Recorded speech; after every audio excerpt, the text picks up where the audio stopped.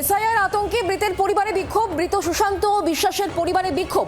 রানাঘাট কৃষ্ণনগর রাজ্য সড়কে বিক্ষোভ। 2002 সালে তালিকায় নাম ছিল না সুশান্ত। আতঙ্কের জেরে আত্মঘাতী হয়েছেন সুশান্ত, এমনটাই তার পরিবারের তরফ থেকে দাবি করা হচ্ছে।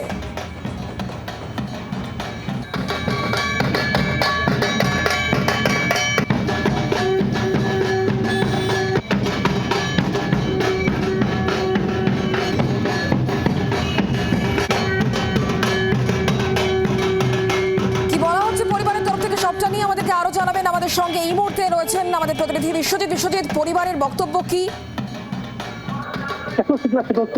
রোববারের দিন সুশান্ত বিশ্বাস নদিয়ার ধানতলা থানার মাতকুলগাঁও বাসিন্দা।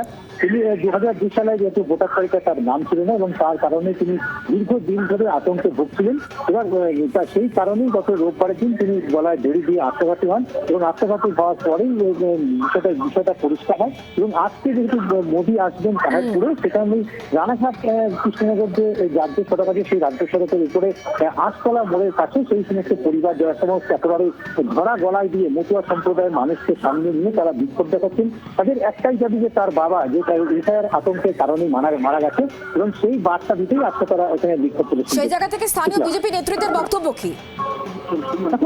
বিজেপি একটাই কথা যে তারা সেটা এখানে বলেছেন যে সমস্ত মানুষ যারা 2002 সালের ভোটার তালিকায় নাম নেই, বিশেষ তারা যে সিএতে আবেদন করতে বলেছিলেন এবং আবেদন করবার পরেই তাদের ভোটার তালিকায় নাম করা হয় বলে এমনটাই জানিয়েছেন।